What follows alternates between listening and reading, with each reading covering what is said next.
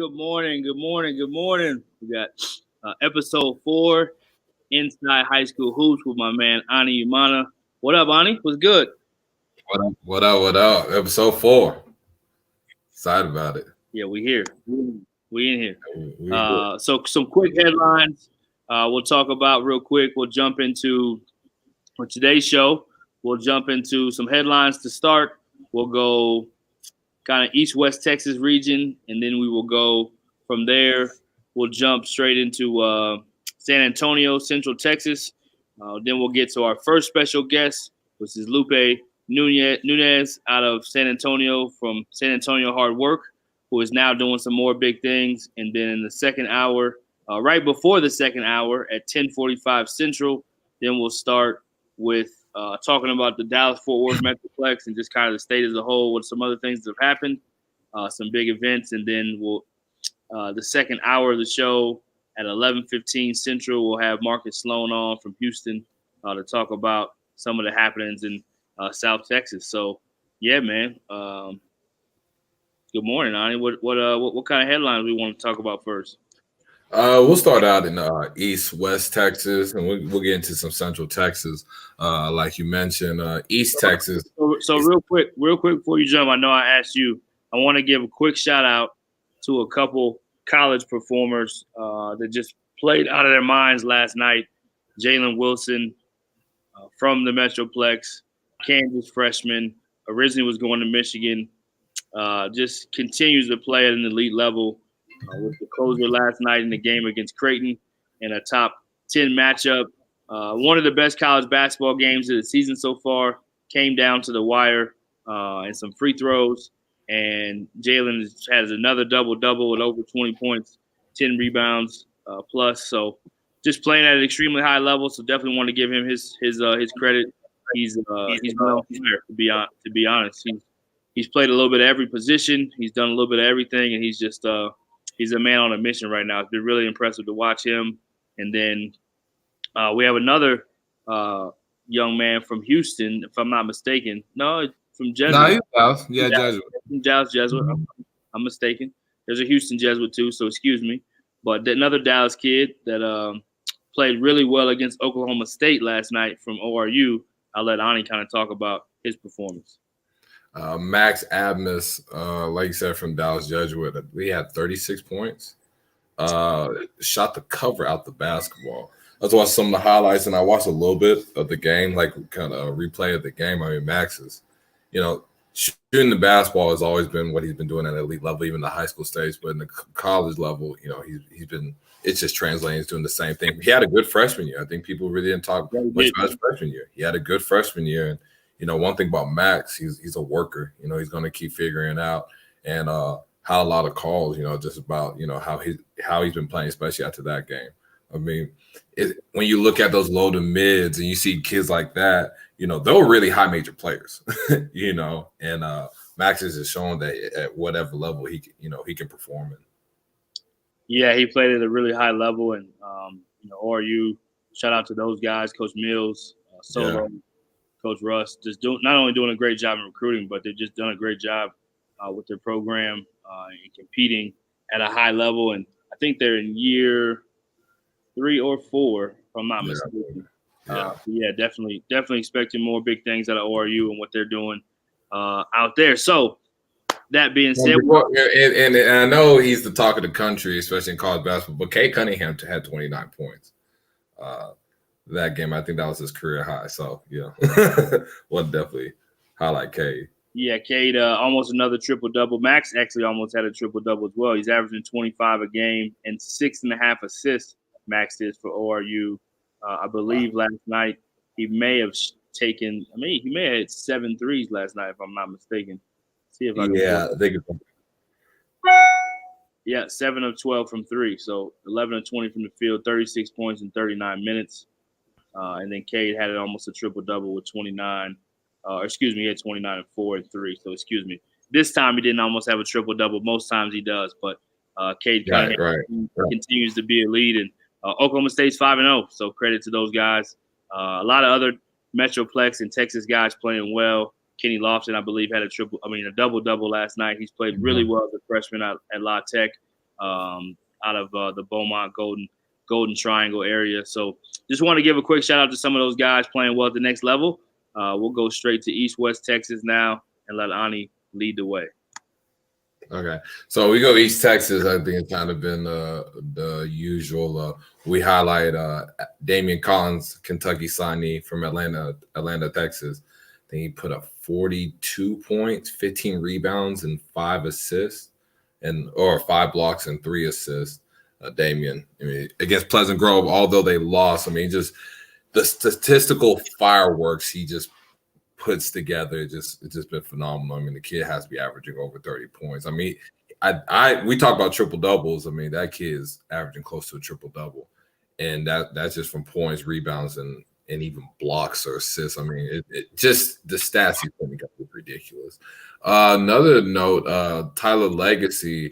I know they beat. They had a big win earlier this week. Tion Irwin. He's been doing a really good job. That's a 2021 power forward. He's been looking really good, kind of like your burly, strong, skilled back-to-basket guy that's really getting a lot of stuff done.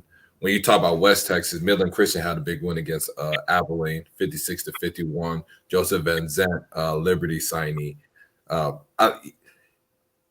What I like about Joseph is he just makes winning basketball plays. And you heard me say that in the past every episode. I mean, he's going to rebound really well for his size. He's going to attack the basket and finish.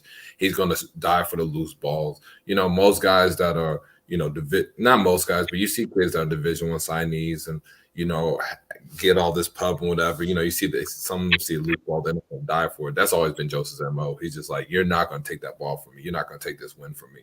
So that's a big one for Midland Christian to beat Abilene. Other than that, San Antonio, you had Warren play South San. That was a good game. I highlighted Jonas Carlisle earlier last week about his performance. I think he had about 12 points. Warren, they have a 2023 kid, Jalen Crocker. Strong built forward. I think they say he had 13 rebounds at Tim Littlefield. I believe that's what he reported. Jalen Crocker's one of the better 2023 prospects in the state. He's a kid that I saw when Hard Work was hosting that scrimmage. And then you had like Kuzma lead and you had Strength and Motion. Those guys come in. He was really good. He really impressed me. That was my first time seeing Jalen Crocker. And I've been hearing a lot of good things just about how he's been rebounding and he can space the floor out and he can make a solid read and score. So he's playing into his role really well. Another team to highlight is San Antonio. Shout out to Antonian. Private school, they're 10-0. So they had a convincing win against Cibolo Steel. They won by close to 30 points. Got Gavino Ramos, who's the St. Edward signee, who's been just leading the way, just really dictating pace, you know, getting the ball to his teammates and they're scoring. You got Brandon Armstrong, who's a 2021, like a power wing type that just, you know, gets downhill finishes. I mean, especially in the high school level, it's really hard to guard a kid like him because he can just get inside and finish through contact. And then you got Freddie Amaro, who's another 2021 player who's skilled, space the floor out, you know, rebounds, plays hard. And they're just a tough to beat. Antonio's going to be a tough team, especially in Central Texas to beat. And right now they're 10-0. So I don't know. Other than I think Duncanville was 8-0 or 9-0. I think, but I don't know if there are any teams 10-0 right now. So shout out to Antonio. That's an impressive record.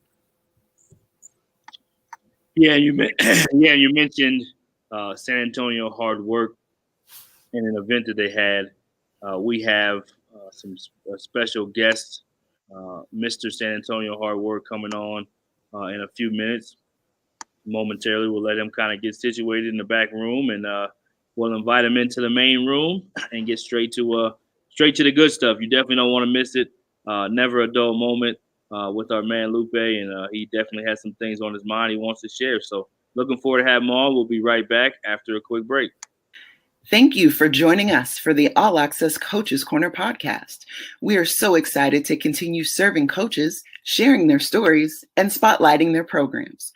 Stay connected as we bring you more special guests and more real conversations covering all aspects of the game.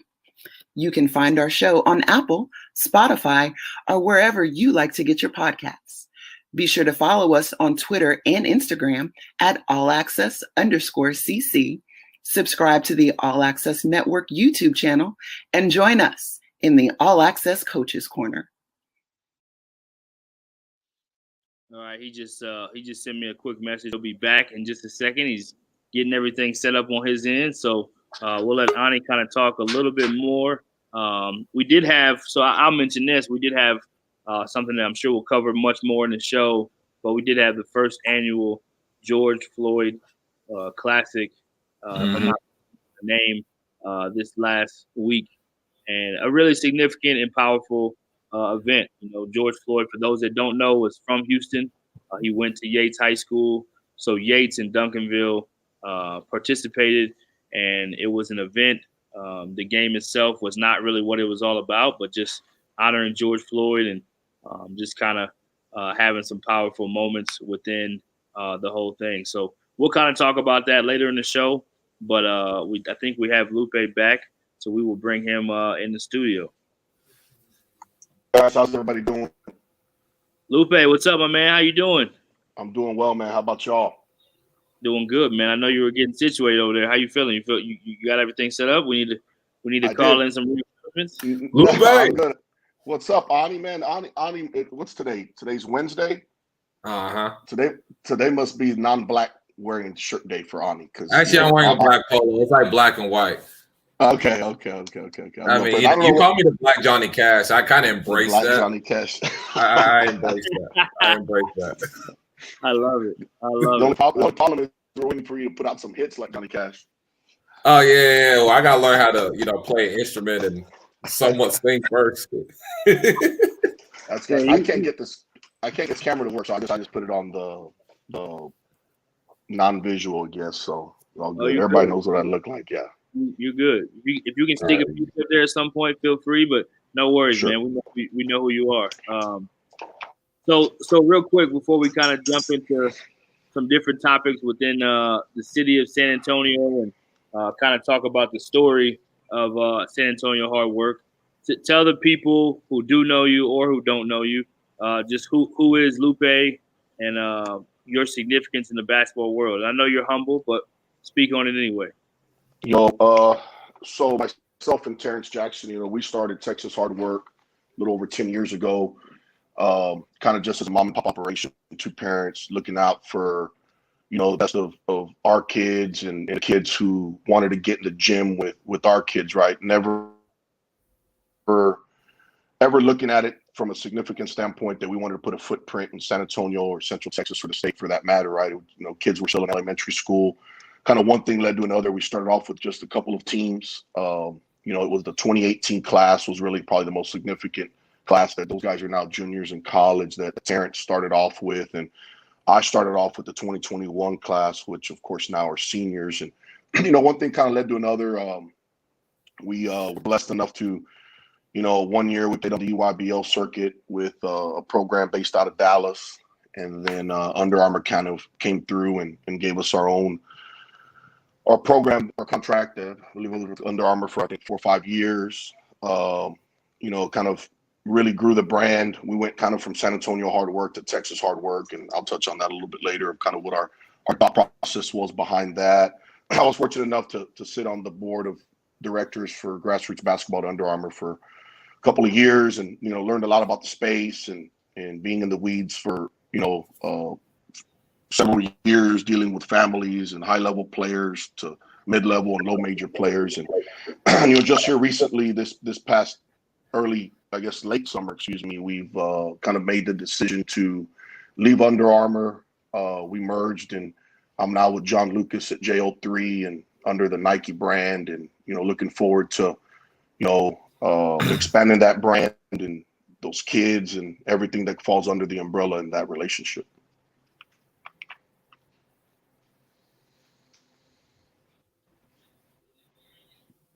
Yeah, thanks so much for sharing that, Lupe. Talk a little about, you can talk about the journey now real quick of Texas Hard Work, San Antonio Hard Work, kind of that evolution, and then we'll get into some things about your son and the city of San Antonio here in just a second. Sure. we were San Antonio hard work for a lot of years, and I think we kind of had the mindset when we started is let's do what's best for the city and let's help as many kids as we can. And we got a lot of pushback. San Antonio's a very conservative city. I mean, it's a great city to raise a family in. There's some great people in the city, but when it comes to basketball in general, from the grassroots space, there was a big misunderstanding back then of what it can be. And there's definitely probably a larger misunderstanding of what it is now. And so when we realized that the city was probably more against what we were doing than what we were doing, we realized that coupled with the fact that there just wasn't enough talent to support a shoot team number 1 through 10, right? We're 10 players deep, that we had to expand our reach and to grab some kids from all over the state, whether it be West Texas, South Texas, Houston, Dallas. We were blessed enough to have Ramon Walker is a top 21 in the city of Houston, was in our program. Manny Obaseki, one of the top kids in the country, out of Dallas, Texas. Ani was just talking recently about Joseph Van Zandt, who was in our program since 8th grade. We had Manny in 7th and 8th grade as well.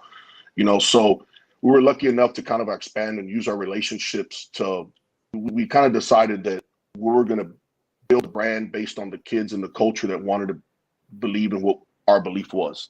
And that was getting the kids to school for free, doing whatever we could to expand our relationships with college coaches, and most importantly, put those kids in a situation that translates to the next level. Is where I think a lot of people get caught into. I think the wins and losses, they get caught into, man, I got to have, X amount of ranked kids in my program because it looks good on paper. Well, as you guys know as well as I know, as well as I do, what looks on paper doesn't always look good.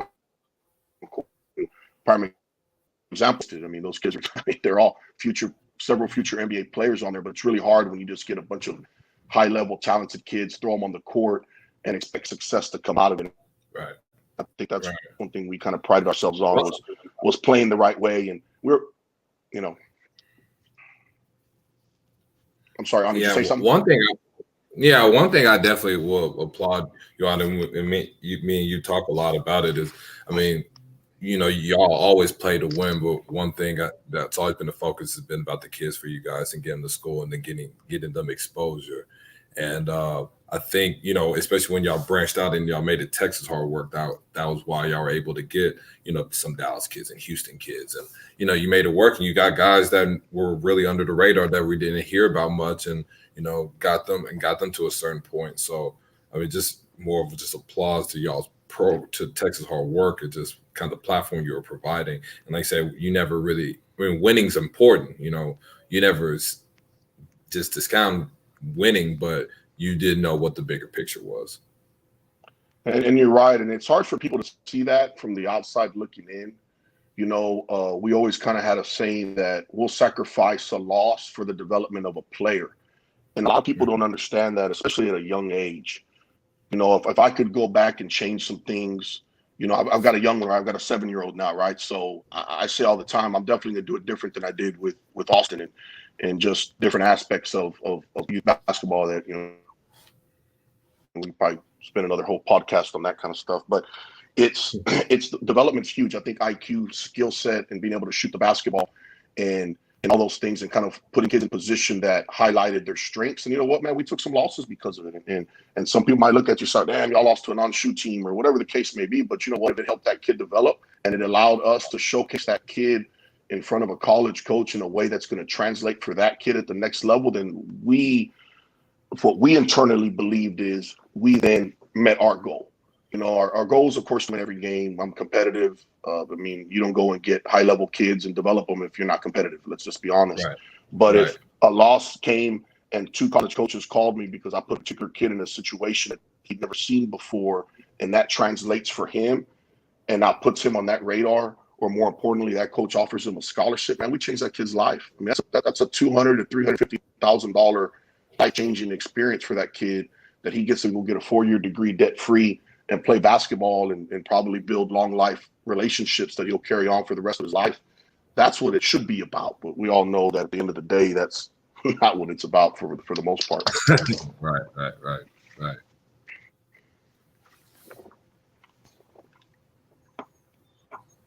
Sorry about that. Lupe, let's get straight to some of the things I know that you feel pretty strongly about. you have one of the top players yourself that lives with you. That's your son. So talk a little bit about Austin, if you don't mind, as a player and his development, and then let's just go straight into San Antonio basketball. And right now, you're not playing. We've had John Smith on earlier on our first episode, kind of talking about some things, but it wasn't final at that point in time. Some things were still up in the air. Things are final now. You've kind of have a plan and you're moving forward. Talk about whatever you feel comfortable with Austin first, and then let's talk about San Antonio basketball and kind of get into it. I know Ani's got some questions about that area and why maybe that area has had some top players and guys have left, or why maybe they haven't been able to take the next jump as a city. So talk first about Austin and then secondly about San Antonio, if you don't mind. Sure, absolutely. You know, having the kid is the reason I'm in it, right? I tell people all the time, if my kid wanted to swim, I have a swim team. I mean, so as parents, we try to put our kids in the best position possible for them to be successful, right?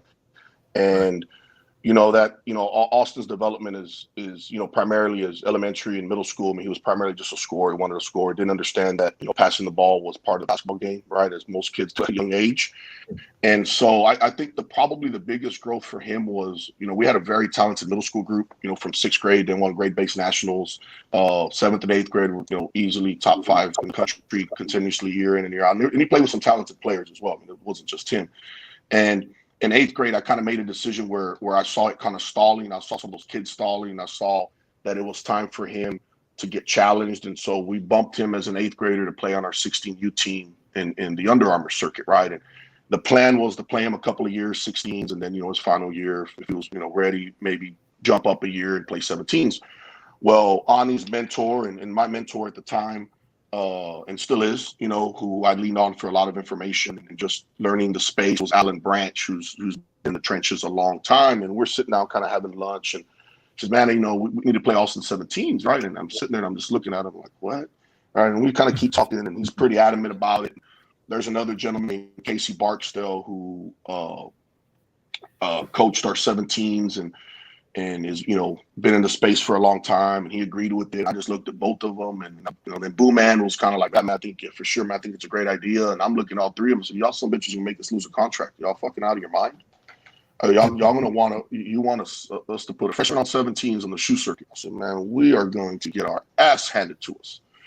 And and it was one of those situations, man, where we had lost some high-level kids, right? We had a really good run, and a couple of kids didn't come back. So we were allowed to grow young, right? So it was, Austin was a freshman. We had Jarrell Colbert, Keon Edwards, 2 sophomores, very talented kids, just young. And we kind of had some under-the-radar 2020 kids, Chris Turner, who's now at Troy, Anthony Scott, who's at Texas A&M International there in Laredo, Gigi God's Gift, who's at Incarnate Word, Norman Beckford, who is at St. Mary's University Division II school, and then Joseph Van Zant was also on that team, right, who's committed to Liberty. So we didn't have a lot of high-profile, high-maintenance kids, if that makes any sense. So it was okay. We were allowed, and it helped him, and that was the best thing for him. And he got his ass waxed. He got bumped. Everything we've been telling him for years, and he looked at us crazy, started to kind of come to fruition for him. And he started understanding the game that, man, come off the ball. Go give it to Joseph Van Zant in a one-on-one situation where he can go be a player. Because if you take 2 more dribbles and you give it to him, and now there's help side there, Joseph's not as successful. You put Joseph in a bad spot, because Joseph likes to get the ball, put his head down, just get to the rim. So if you know that about your teammate, put him in a position to be successful. You wait too late to give him the ball. You've now created that turnover. Even though Joseph might have ran somebody over, that's your fault for giving it to him in a bad spot.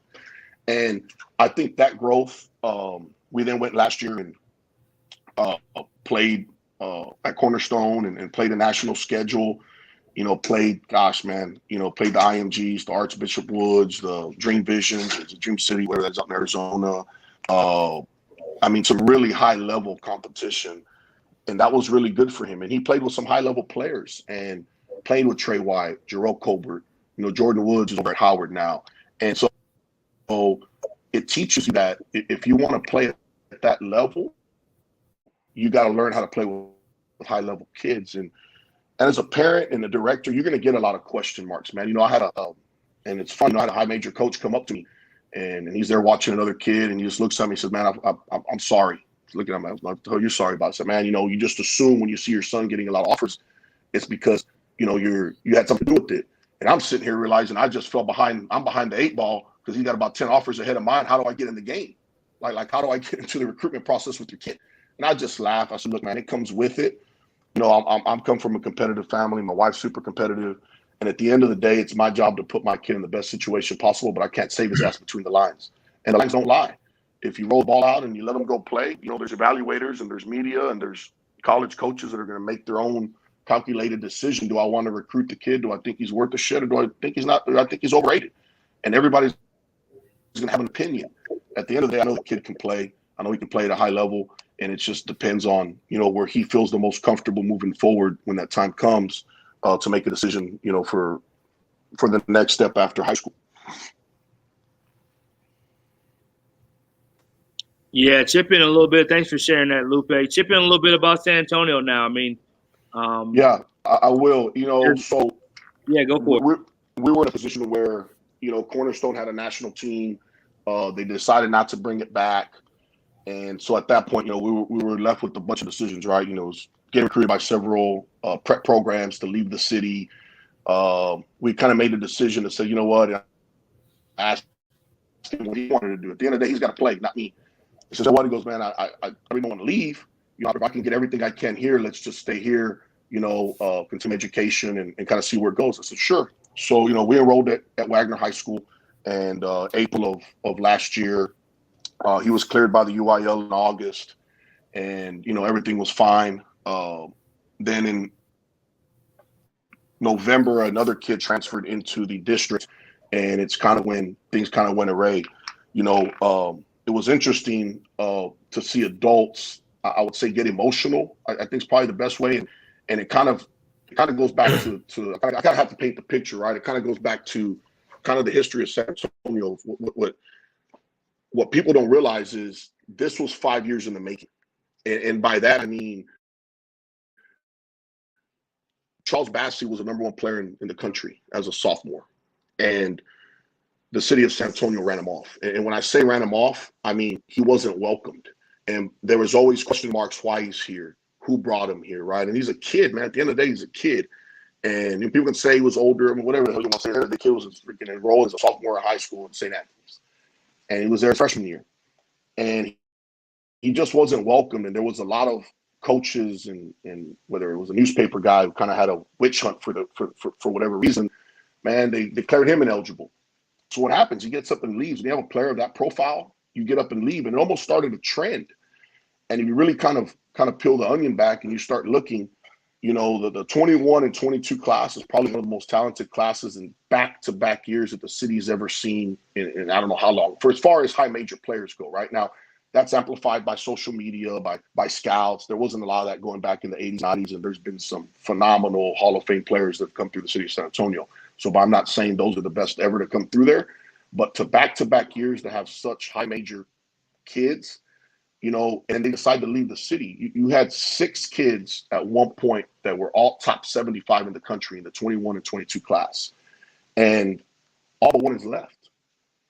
So it became almost like a stigma of the city of San Antonio is always saying, man, we're under-recruited. Man, you're under-recruited because you don't embrace the competition. It's a city who rather protect their kids than challenge their kids. And I'm not saying that's everybody, because there's a few guys out there who do embrace it. I'm going back from the high school level. There's a lot of high school coaches who just don't get it. And there's a lot of them who it's just a good old boy system, right? And the way they look at it is, man, what do I got to do to win? And I get it. Like, I understand high school coaches, guys, they're at the end of the day, when they sit back and they're in the spring and they're at a track meet and they're sitting there and they're bullshitting or they're, hanging out in the barbecue, and all they're going to talk about is how many district wins they got, how far they went in the playoffs.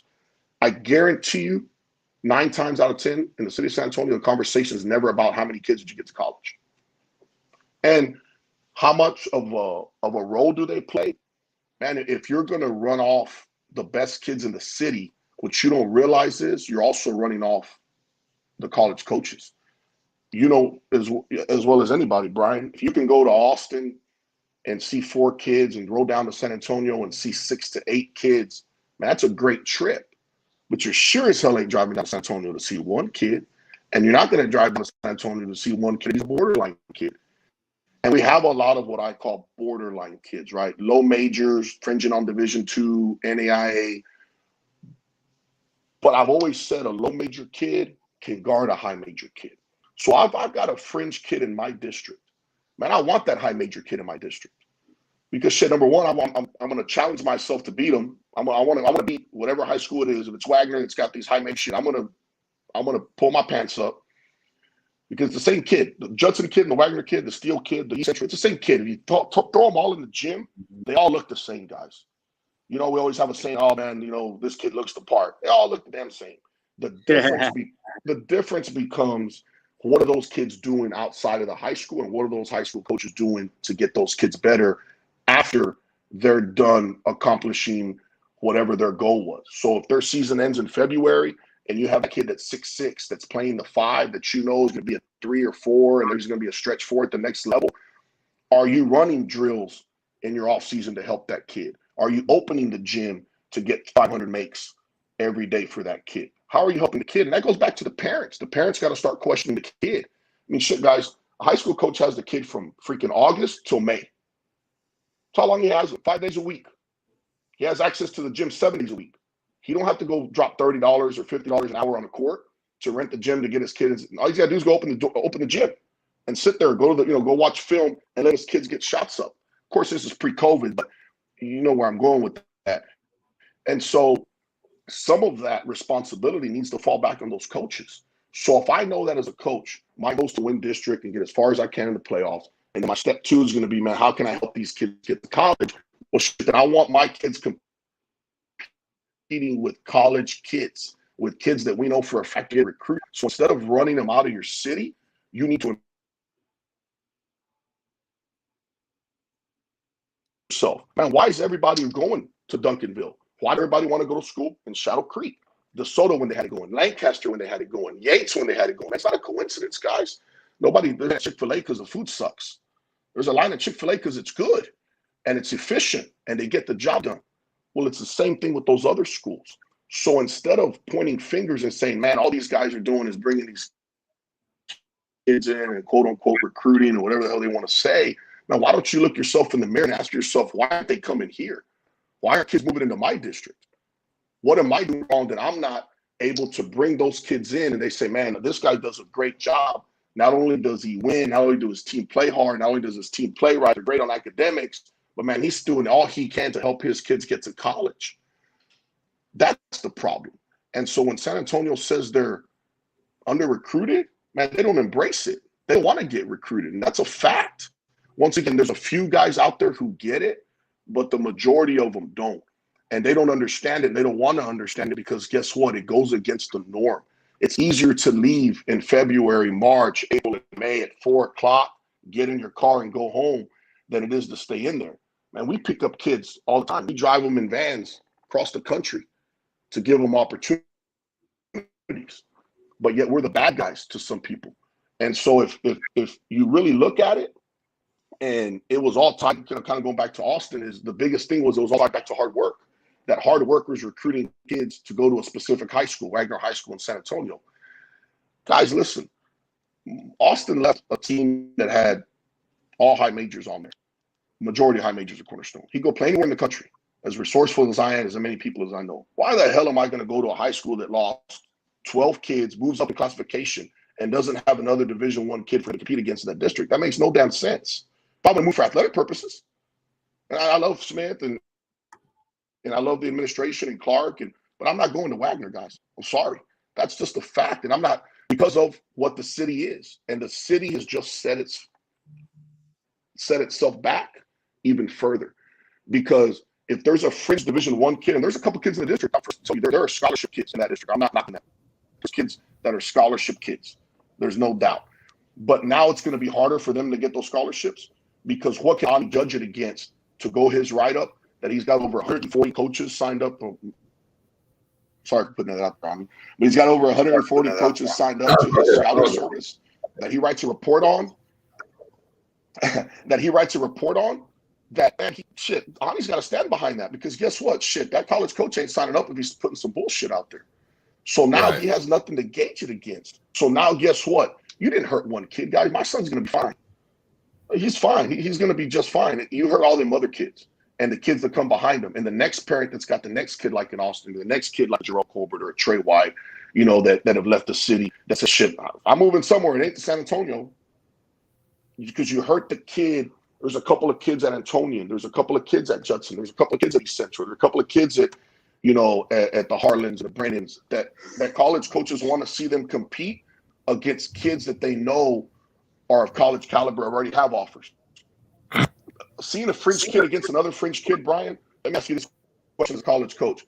If you see Austin playing against a low major fringe kid, Division II kid, or you see that low major fringe Division II kid play against little Johnny, man, what's your evaluation going to be about that? If he holds a kid averaging 25 points a game to 12, I mean, how are you going to look at the kid versus he goes and scores 20 against a non-relevant kid?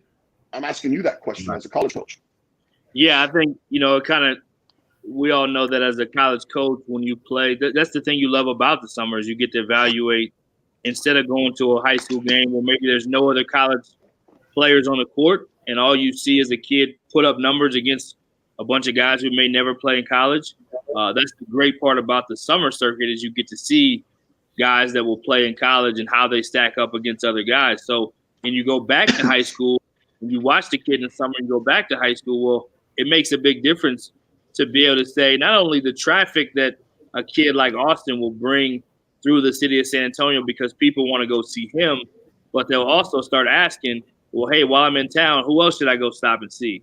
Or before you make that trip and you're on the phone and you're making your arrangements, you may go see Austin or somebody else may, let's say Kansas comes in and see Austin. Well, they may have a friend at UMKC who they call and say, hey, they got a kid in San Antonio that I just heard about or that's a teammate of his or whatever it may be. So competing against the lines, I mean, we all want to see how you stack up against the best, right? And I think that's what college coaches want to be able to see. How does that translate to the next level? So to have a kid like Austin and if guys that were competing against him could have a great performance, well, then all of a sudden, well, now they're on the map, and I think Ani's talked about it many times on this, and we've all talked about it. There's so many hidden gems in the state of Texas because there's so many kids, but how do you know if they're a hidden gem if they're just playing against guys that may not play at the next level? So sometimes those statement games, those breakthrough games happen if you're playing against a higher level player, and then you're able to – it happens at the college level as well.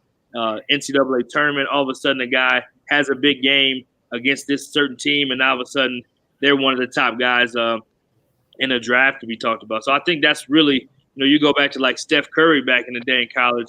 He's playing at Davidson, and no disrespect to the conference he played in, but when he played against the big boys is when it really put him on a map. Same with John Morant last year. When he played against the high majors in the guarantee games early, and he played better than anyone on those rosters, that's when people were like, okay, John Morant's for real. So the same thing would happen if a kid was able to either play well offensively or defensively against somebody like your son. I'm going to pass it to Ani real quick. I know he's got a couple comments or thoughts before we kind of let you get going, Lupe. No, I absolutely agree. You want quality evaluation games, and Lupe, like you said, at the end of the day, if I'm gonna drive to San Antonio, right, I want to go see a high-level players, but I also am going to be intrigued by seeing maybe like you said, a D2 to low, maybe a borderline mid-major kid go against a high major prospect, right? And those are quality evaluation games. I'm not going to get much out of it, just like a college coach, if I see that kid play against guys that not even going to get scholarship playing basketball. And you want to get quality evaluation games, and that's how a kid like that has a chance, especially when the pandemic, where not even necessarily the pandemic, just the culture of basketball is changing, right? I mean, we got kids that are going to have that extra year eligibility from the NCAA and even the JUCO kids. I mean, just all around. So if you're a high school player and you're a fringe kid, especially if you're trying to get that kid as a coach, you're trying to get that kid, to be seen by, get coaches to get on that kid. I definitely think if you're putting him against quality players, then that gives you a chance. And I kind of circle back around, I'll put my coaching hat on, especially my homeschool, right? And I'll say this, like when people talk about my homeschool, it's like homeschool, a bunch of soft kids. And I still think my kids are soft. We got some stuff to work on, but they got more of a name because we went and played Kimball, we went and played Lancaster, we went and played John Paul II. It wasn't because we beat down our other homeschool teams. You see what I'm saying? That's right. And it just kind of goes back to what you're saying. If these high quality players are leaving, right? Like, the high majors, the nationally ranked kids are leaving San Antonio. It's just hard for a college coach if they got to make a trip, especially with the budget being smaller, right? For some of these, right. some of these highs. Like, if I'm going to make a trip, it has to matter, right? It has to really count. So the less high level talent there is in the city, whatever city that is, I mean, just less like you're going to have a college coach, less like you're going to have maybe a high level scout come there and really just watch those kids. And now I pose this question. I asked Antonio at Alamo City, same thing. What is the solution? What do you think is the solution? And now my second question to that, whatever the solution is that going to? Do you think that's capable of happening? I think the city took 5 years step backwards. Honestly, it all started with Bassie. I think Bassie and the people around him, could have been great for the city of San Antonio, and I think that kind of stalled it. I think when you had all those high major kids, leave the city, the Zach Clemens to Sunrise, Jarrell leaving, Trey White to California, Vince to Lalamere, when you have all those high level kids leaving, then people start, okay, Bassie's gone. Now those kids are gone, right? And now, the last one you have left, whose dad's very connected in the college world, now he's ineligible. Like, what the hell's going on down there? So, guys, I'm not sure there's a solution. I'll be honest with you. I think it's you can't change. I told Terrence this, Booman, about 6 years ago. We can't change the mentality of a city, and it's a good old boy system. If you look at certain school districts, there's an assistant coach that's been there for 20 years, and he's just the head coach in waiting, right? So he's going to take the same philosophy that head coach had, that he's been there since the 80s, the early 90s. And so that, coupled with the fact, I went to an 8th grade tournament this weekend, and you see it. There's not a kid that I see in middle school. There might be one that's a 7th grader that really moves the needle, guys. That, and I say moves the needle, the Gerald Liddells, right? The big Zach Clemens, you see him clumsy. The Vince, you see like, oh shit, that might not be done right now. What you see a lot of right now, a lot of developed kids that are really skilled, and those are the ones that always scare me. If you're super skilled and you're fully developed in middle school, that's not saying you're not a scholarship kid. I'm not. Let's not misconstrue that. I'm just saying you're not a guy that moves the needle for us to go compete with Dallas and Houston at that level, to say you've got those type of players. And boy said DNA's undefeated, right? Now I'm getting a lot of flack for that, but I'll stick to it. DNA is undefeated, and the smaller population, the social economics and the culture of the population we have in San Antonio is just not that of Houston and Dallas. And you couple that with the mentality we want to protect our kids instead of challenging our kids. I don't want to go compete against Austin. I don't want to compete against the Jarrells or the Trey Whites, man. We're going to do our best to not schedule games against when Cornerstone had something, because we don't want Cornerstone coming and taking our kids, and whatever the case may be. So that means you don't want to compete. So if you don't want to compete, it's like me not going playing in a tournament in Dallas because I don't want to lose my kids to an AAU program out of Dallas, or going and competing at the time in a tournament in Houston. Well, shit, then why am I in this for? If you're not in this to compete and challenge your kids and challenge yourself, us as program directors, you as a coach, to say, man, what can I do to make my place a destination place? And I get it, you do it. But guess what, guys? If you do it the right way and you build it the right way, people will come and nobody will question it. The next coach will say, shit, man, I got to get on my game, instead of pointing fingers and crying. Until the city stops pointing fingers and crying about what they don't have and why they don't have it, and start really looking at each other and saying, man, how are we going to come together and say, look, man, we're just going to support whomever it is, however they're doing it, because it helps all of us as a city. But I honestly don't think I think that's probably 10 years away, man. I'll be honest with you. I think until some of the old regime of principals and coaches kind of funnel through, and you get some coaches that have been through the grassroots system, that were one of those players that went through what we're talking about, that become athletic directors, they get into administration and become principals, and they get an understanding because they've been through it, right? So we're talking about kids who've graduated maybe in 2012, 2014 from high school, right? So you're talking about 10 years from now, maybe they're in administration and maybe they're in principals and they decide to go that route, right? Or they're in a position of power in a school board or whatever the case may be. It'll take that for it to change, because those are the people that are in charge in Houston. Those are the people that move the needle in Dallas. That's why you don't see those problems. You don't see those problems in your schools. All they say is, God damn, man, what do we got to do to draw the kid to our school instead of crying about it? So until you have a wash of that mentality from an administrative standpoint down, you're not going to see a change, because those are the people who hold all the cards. As much as we want to get in the gym, as much as you want to skill the kids up, as much as you want to take them out, all that bullshit, at the end of the day, it starts at the top. And until people who've been through what we've been through, what you guys have been through, and seen it with your own eyes through your own lens, and those people are in a position of power, will you see a change in the city? Until then, you're still going to see the same thing. It's not going to change. And now coupled with the fact that there's not a shoe contract in that city per se, because now we're with Lucas, and man, I don't know what happens to the city now. That's a real interesting thing, of we were the ones who brought a lot of high profile people into the city and made it sexy for a little bit. And I tell you what, from what I've seen, it's going to be hard for them to get that back in the next 5 to 10 years, in my opinion.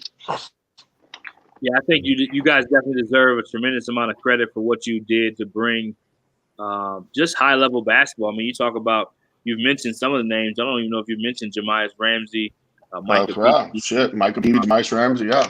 Those guys were also a part of your program as well. So you've had a number of high major players, guys like Jamias who've gone on to play in the NBA. That it was an attractive place to be. If I'm not mistaken, when Jamias was an underclassman, you guys won maybe the Under Armour championship, if I'm not mistaken, too, right? That's correct. Yep, we did. We won 16 new Under Armours, and the following year we made the Final Four. That is correct. Yeah, so, not only just having high-level players, but winning at a high level. And winning, like you said earlier, always brings a certain level of respect and notoriety, and it brings that momentum. It brings that buzz. It brings that, man, we got to go get over there with hard work. They're doing something over there. You know what I mean?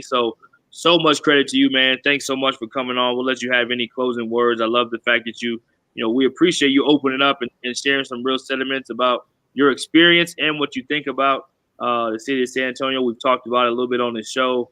We know there's a history of having good players there. It's just a matter of kind of keeping them there. And does the city itself want to kind of be one of those places that's known for basketball outside of the Spurs? Because they have the high school basketball talent that's come through. And again, you guys have so much to do with what the reputation of San Antonio was during this last little era of time. So just anything you want to talk about with Austin going forward, or yourself, or I know you mentioned JO3, and I know you talked a little bit about what Austin's going to be doing this year, kind of before we let you close out the show.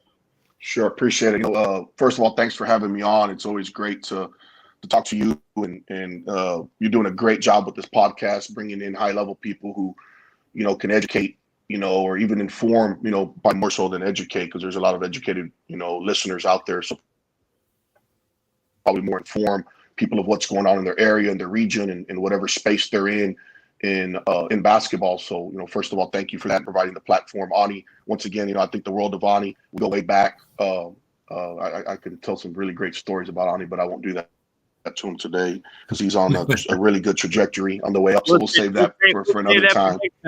We'll say that for next time. That's right. Yeah. But, hopefully you'll forget. I am from. That's right. I'm getting old. My eyes might forget by then. I am. So, I'm over with John Lucas in kind of a director role with himself and Richard Law of kind of, helping from a 30,000 foot view of putting that brand together and that program together and bringing, good basketball, a great culture, and hopefully be able to funnel some kids to the NBA from our program, and of course high major players to low mid major, even Division II players. We want to get everybody in school, and so I'm really looking forward to building something. That people who really know me, I'm an entrepreneur. I've been self-employed for over 17 years, so building companies and building things is what I do enjoy. So I'm really looking forward to the challenge. I talked to John Stovall the other day, and we talked a little bit and asked me, really excited to have us over. I said, man, I'll tell you what, it's being at Nike is like the Cowboys, man. We don't sell tickets, we just answer the phone. So it's really interesting from a different perspective. I'm on the other side now, right? And it still has its challenges. Don't get me wrong; it's still competitive. It's not easy. You got to get in the trenches, but it's a breath of fresh air. It's a new start. I thought that at Texas hard work, and not even from the platform we're in, it kind of everything has a shelf life, guys. And if you don't reinvent yourself and you don't figure out how to keep the needle moving, you become stale, and people stop maybe listening to what you have to say or start looking for different directions of how to get things done in your particular space. So you got to learn how to either reinvent yourself, rebrand yourself, or stay relevant within that game. As far as Austin goes, right now we're actually in Houston. We're here training. What it looks like now, we'll be playing in the League of Legends, which is a league that Ryan Silver and some other guys out in the West Coast have put together for that part of the country. There's several states. I don't know, there's 12, 13, 14 states that aren't even competing high school basketball right now. So a lot of those teams will compete as club teams. And, the league will run from January through March. I believe they're working on having a couple of ESPN games. So that would be, really unique to, you kind of have to pivot, with everything going on. So if it were to happen at any time, like I tell him, this is the time for it to happen. There's so many unknowns with COVID going on, things getting canceled. We're in the state of Texas. Football will get played. I do feel the numbers rise and football season's over, that they will, pause the basketball season and push it back. That's just the way it is. And so for him to be able to still come out here, work out with, professional coaches and some guys that are in training, whether it be free agents or guys overseas or looking for their next opportunity, and kind of might even be better for him, than, to be honest with you, if you take in the situation that we're currently in with COVID and the unknown, right? You go into quarantine for 14 days, you can't do anything. Well, here he's getting 2 a days, every day going twice a day, high level teaching against high level players, high level instruction, and then being out there and compete in January to March against guys from all over the country. He's in a unique position where, we take it as a blessing, and we always look at the glass half full and not going to sit back and bitch and complain about what happened and just kind of press forward. Yeah, I had a pleasure of coaching your son just for a little segment of time at John Lucas Camp. Got to be his team coach, and man, what a talented kid as a lefty, and a kid who just has an enormous feel for the game, a playmaker and a shot maker, which if you can be both, really gives you a chance to do some things. Again, crafty, savvy. I love the fact that he's not afraid to be pushed. I didn't know him very well at all, but he allowed me to hold him accountable, even though he probably gave me a couple of looks. But I love what I see in your son as a player and as a prospect. Very innovative as well. I think he's kind of got his little his 1 foot Dirk Nowitzki shot going right now. Shit drives me nuts. I just love the fact that he has his own personality, and he's definitely not afraid to compete. He definitely doesn't believe he's bigger than what maybe, sometimes you get in that space where you're a really good player young and you just kind of get the feeling yourself. And he's got a lot of swagger, but he also is not afraid to put in the work and compete to win. It's about winning. And I think that's the part I was most impressed. Sometimes in those camp settings, you can get some talented guys that maybe aren't about winning, but he was about all the smoke, and I appreciate that, and I love what you're doing with him as well. So, man, thanks so much for coming on. Hopefully I did all right in my little bit of time coaching him, but, thanks so much for coming on. We really appreciate it, and, we enjoyed it. I appreciate it. Thank you, guys, man. Do me a favor, you, whenever y'all retweet the segment, man, we got to have a picture of what Sloan is wearing from head to toe. That is an absolute must. Head to toe, I want to see if he's got fair. I've got to see if he's got fair. I mean, he's going to have something European on, guys. It won't be a double X. It'll be like the number, whatever number the double X equates to in European sizes. I love it. I appreciate you guys.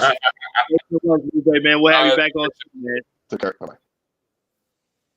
Yeah, great to have Lupe on, man. One of the, just one of those guys in Texas who's really, really made a way for the San Antonio area while he was there. Now he's kind of transitioned to some other things, but had some very adamant thoughts about what's going on in San Antonio. But, that's the beauty of this thing, man. Everybody gets to have an opinion within your story. And because he's impacted San Antonio basketball and Texas basketball the way he has, I think he has a little bit of leg to stand on. So we'll transition real quick before we have our next guest and talk a little bit about Dallas basketball and some of the great things going on within the teams within Dallas. Okay, so want to do a little game recap. So I want to watch Richland Hills and Louisville play. And there was also a big game going on with Kimball and Richardson. I kind of go through just the statistical notes off that. But good game. Richland Hills ended up beating Louisville. You had intriguing prospects, like I said, guys that have a chance to getting a scholarship at the next level, but you can't really pinpoint an actual level of D2 whatever level Division I on them. So, Louisville, you got Colin Green 2021. His brother said he's a 2024 who's intriguing. And then they got another kid, Adrian, who can 2023 kid that can really shoot the basketball. At Richland Hills, you got 2022 Jordan Granberry. And then you also have 22 Kyron Walton, who's very intriguing. Then you got another kid, Jaylen Nettles, who transferred from school out of Arkansas, Southwest Christian, actually. And just some notes, Colin Green's been probably I think he's averaging over 26 points a game so far. I know he's averaging 28 points last week. He had 28 points yesterday. He fits that Region 14, Region 5 guard, tough, downhill, strong. He's probably one of the best guard rebounders out in the city and state that I've seen. He's a kid that in the guard position that can easily get 8 to 10 rebounds, and he just hunts for rebounds, and that's a real undervalued stat in basketball. People don't realize. You guard, you rebound. That means you can initiate the break and you can go, and that's one thing Colin does that really helps his teams out, even if that's a school season in the summer, which I saw him. Jumper's not all there. Jumper's more of a weakness, but I will say this: if that kid would ever become capable to a reliable jump shooter, you got something. You got a no-brainer Division I basketball player. Colin Green, I have a lot of good things to say about him. Just a kid that's not even really shooting the ball from the perimeter very well, but still putting up the statistical, profile like that. Very impressive. Then we go with Richland Hills, Jordan Granberry. It's a kid I've known for a couple years now. Talented. Seen some maturity in this game. He can score. He can get to spots. Kind of has a shifty with the ball. Ended up with 18 points. Had a couple assists. Had a couple rebounds, which I like. Jordan's kind of games more. When I say maturing, gets more on the decision making, just his focus before he make a mistake, and then he'll his body language kind of changes. Richland Hills was up by 10. Louisville made a run. They tied it. He had a few turnovers in the fourth quarter. Comes back, tie game, makes a simple play, scores, gets a defensive stop, feeds it to the open man, scores. Little things like that, just maturity at the guard spot. Jaylen Nettles had 18 points. Really get, wing with real, a strong physical profile, long arms, solid athlete, was getting to the rim and finishing. I like him. I really like his defensive upside because he has good lateral explosion. He's long. He has good feel, especially as an off-ball defender. And he's a kid that I think in next level just could really be a two-way type guy. And Kyron Walton, about 6'6". When I first saw Kyron, and never was a talent issue with him, just more of a effort. It's all more effort when he really kind of goes out there and plays. You know, at his size, was making some threes, was rebounding, showcasing his athleticism. So I was impressed with how he played. Then when you look at Louisville again, Adrian could really shoot the basketball. As a 2023 kid I saw in the summer. Louisville, it was good to see Louisville because I live in Louisville. So obviously when Keontae George left, it was more, what is Louisville going to be competitive? And they showed that they can't compete. And what I do love is that you got iSchool, who's a very competitive team, that I'm actually going to go see in Tennessee tomorrow, right? And then you got Louisville, who can more than hold their own. Louisville's is a talented group. Coach Miller has done a really good job with these boys. They're moving the basketball well. There's a lot of cohesion. So really was excited. It was just a good brand of basketball I watched last night. Kimball and Richardson, I wasn't there. Mr. Alan Branch was there. I was keeping up on Twitter. Case and Wallace, I'm praying that everything's okay with him. I know he was out in the third quarter, but had 26 points in the third quarter.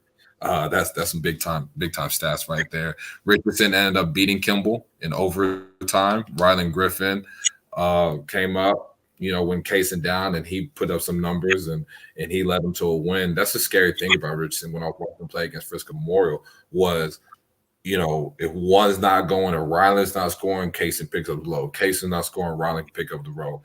And when they're both going, they're just really hard to beat, right? So they're just a really tough team to beat. And Kimball, they're kind of struggling a little bit right now, but Arterio Morris has been really, really good. Memphis commit. He's utilizes athleticism. He's shifty off the bounds. His shots coming along. And then you got Chauncey Gibson, 2022 kid, who's kind of under the radar a little bit, can really shoot the basketball with his size and shoot it with range. And I know he has 17. So Kimball's a very tough team. And it's so funny when people, teams struggle early. I know it's the first thing as a, sometimes as a parent or as a fan, it's like the panic, right? And it's just like, there's just such a, I know we're in a pandemic. We don't know how long we'll potentially play basketball. Hopefully we can just keep playing basketball. But I do feel like good teams, great teams, there's going to be a struggling period. And if guys just keep coming together and keep playing, keep building some cohesion and chemistry, because they got a lot of new kids, then they're going to be in good shape. So I'm not too concerned. I know Kimball's going to be right at it, deep in the playoff picture. Definitely want to give a shout out. For our DFW to Duncanville, going out to Houston. I mean, big win against Legacy, and I'll let Sloan touch on that some with those games because he was there. But big win against Legacy that went to triple overtime. Legacy, big win. That was a big. I mean, not a big win, but just a big time game for them. And you never want to say a loss is a good loss, but I do feel like although they did lose, it did put them more on the map and it made them more respected. Right. And then they came back in Duncanville. They beat Jack Yates. So definitely been some good basketball being played in the city. So excited about it. Very excited about my own city. Louisville just having two quality programs, high school programs that are that you can go watch. One's 3 minutes down the road, one's 7 minutes. So fantastic. Real quick before we bring Sloan on, Ani, talk about maybe some of the maybe even private school or smaller classification within Dallas. I know we talk about John Paul some as far as being a private school. Some of the private school leagues are shut down. As far as if I'm not mistaken, SPC, they're not playing games this year, similar to the Ivy League. So maybe talk about just maybe some of the people that are either under the radar or don't get talked about as much within the city. That's kind of worth touching on before we bring in our guest. Yeah, so it is interesting. I kind of want to touch on that. SPC is shutting down their season. So what kind of being created is that you have a, they're kind of more of like the club team format, or what people say the border league, right? So I know some of the St. Mark's kids are going to be playing the team. The Green Hill, they've been going on. They're on the team, so we'll still be able to see the Harrison Ingram, the Colin Smith, and then the Dorian with Shelby, who are high level players, right? We're talking about have a chance to be McDonald's All American when it's all done, right? That will be in So it's not like they're not playing right now, but they're listening enough. Under the radar. I know I talked Spring Creek before. Spring Creek had a big win against Universal Academy last week. There's a 6'9" center, power forward center, Zinedine, who, you know, I don't want to be the guy to say, college coaches, take a look, right? But you really need to take a look at this kid. 6'9", skill, got a body. I mean, his physical just fit right now just translate right away with his skill. I definitely think he's an under the radar kid. I think he's one of the most under the radar players in the city. I definitely think you talk about, you know, especially, you know how it is, Burton, a couple months later we get into the spring. Hey, coach, I'm gonna need a big on it. I need a big. And I'm telling you, this is a kid that I know, we're colleges during this season right now. They're still trying to figure things out, but he's a kid. His phone's gonna be blowing up. You really go watch him play. Skill, can face up, can shoot it from 12 to 15 feet out, can finish off either shoulder. Just Zinedine Medrick to me is one of the most under the radar players in the city. Also with Shakira Odunewu, you got Joe Kofer out of the 2021 kid. I've talked about him before. That J-Rock, that's what they call him. I mean, definitely just a big-time player. Those are those three that are really, to me, just, you know, kind of just under the radar guys. You know, we'll go into the younger group. South Garland, I know they lost to Mansfield Timberview, but Tejon Brown, you know, he's a kid, 2023. I wouldn't say he's just completely under the radar. They know him in that class, but he's just been consistently productive. Really like how he just gritty defender, gets into the teeth of the defense, gets into the opposing guard's personal space and can finish versus length, and, you know, his shots coming along. So, you know, that's another just younger guy that I feel that, you know, is really come along and we're not really paying attention to it. No, great stuff. We're right at 11:15 Central, so we're going to do a quick commercial break. We always love when Ani breaks down the city. We can do that all day because he's got the knowledge and the intel. But we're going to bring in our special guest, Marcus Sloan from the city of Houston, TCU Horn representing. So we're going to bring him in after we just take a quick commercial break. I want to take time to acknowledge one of our partners, Rising Coaches. Every coach wants to rise in their career in one way or another. We're all looking for professional development, access to tools, and relationships that can help us grow and help us advance in our career. Rising Coaches provides just that. You can visit Rising Coaches at www.risingcoaches.com. Their memberships are just $10 a month and provides a genuine community to help you grow and advance in your career. Sloan, what up, my man? Hold on, let me unmute. Sloan, what's good, man? Good to have you on. Can y'all hear me okay? Yeah, we can hear you. Yeah, we can hear you. Oh, okay. It seemed like it's a little bit of a delay. I was just making sure. Yeah, it might be a little bit of a delay. That might be that Houston airwaves. Y'all so hot out there, man. It's hard to keep the airwaves. I'm about to say, if I can't, be easy if I did it from my phone, maybe. Could possibly be. Yeah. We can try that out. Okay, hold on. Let me try real quick. Okay. Yeah, we'll give you just a second. Let us know when you're ready.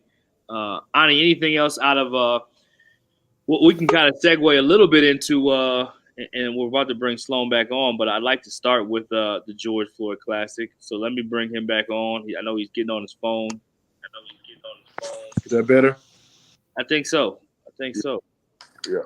Yeah, that's smooth. Yeah. So yeah, talk a little bit about. We'll get into everything that you're doing in the city, kind of how you've got into this role. We'll talk a little bit about even coming up in the city when you came up and came up in a big time class. We'll cover all that, and we'll cover the drip. Everybody wants to talk about the drip, so we'll get to that too. Got to talk about that. No, I'm a little disappointed. I was expecting fireplace, wine in your hand. Is it too early for that, or what's the deal, man? I mean, what's the deal? So my daughter's doing a little distance learning, so I'm trying to keep it. Normally, I try to keep wine till at least after noon. So still a little bit early. You got about 45 towards 1 o'clock. It's probably after the show, right? You got to come on the show and get the Absolutely. the cap, you know what I mean? Just chill with my OTR shirt on. Just kind of, I'm amongst friends, so I'm relaxed. Yeah, you got to let people know about the OTR too. So we'll talk about OTR. We'll talk about everything Sloan is doing. But kind of a historic first annual George Floyd Classic. Obviously we all know what happened with George Floyd, and it's something that will never leave any of us, especially us black men and black people especially. But let's talk a little bit about that game and some of the things around it, and kind of obviously George Floyd from Houston. We talked about that already. Went to Yates High School. Let's just touch on that first before we kind of get into some of the other happenings in the city of Houston. With the George Floyd Classic, Yates High School, obviously the school that George went to, was involved in Duncanville. And the kids, not only did they play basketball, but they actually got a chance to go to the mural that was painted in Third Ward of George Floyd and kind of talk about that, had a moment of silence for him, 46 seconds. And even during the game, it was 4 quarters. And, in high school basketball, it's 8 minutes. But during the game, it was 8 minutes and 46 seconds. Had a 46-second moment of silence for George Floyd. Again, man, Yates High School, so much tradition and history with their program, playing Duncanville, the same history and tradition. It was just a good event. Two teams from the hotbeds of the state got a chance to come together and have a really good quality event at Del Mar Stadium. Yeah, so let's talk a little bit about OTR. You're a former high school player in the city of Houston. Went to TCU, played there, had a great experience there, still represent the Horned Frogs well. And then you've just done so many things. You went on to play professionally some.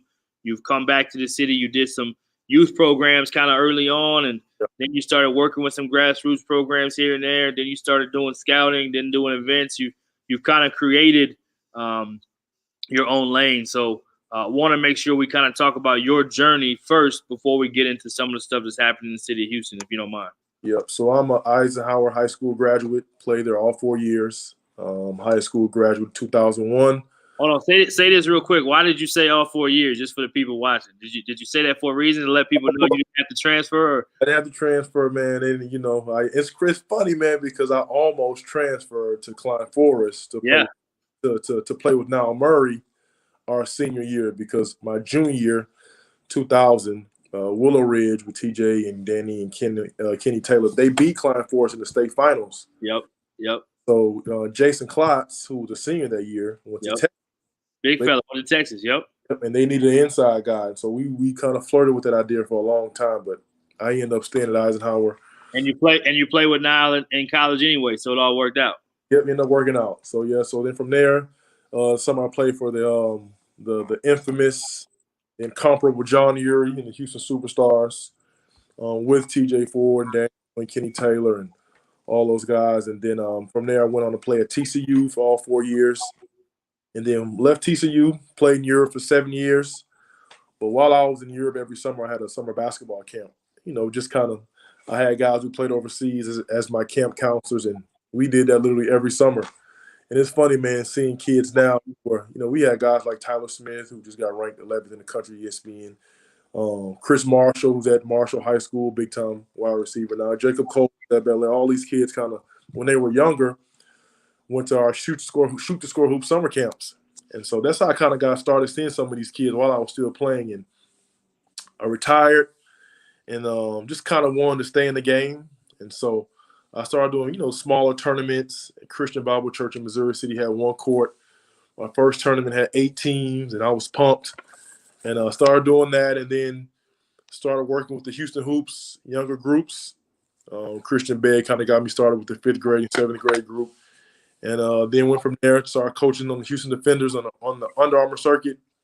One of the classes I coached was that 17 class with Savion Flagg, Max Evans, and those guys, Trevor Moore. And then from there, man, just decided to start the scouting service, OTR Exposure.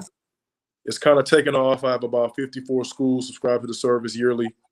Now I'm doing, more scholastic events and still doing summer tournaments, spring tournaments, and during the pandemic, man, the OTR exposure kind of camp series kind of took off, and we had some good kids from across the state come Houston and Dallas. Went back and forth, and I mean some really talented players, man. Keontae George, Kason Wallace, Missing Chukwu, Zuby.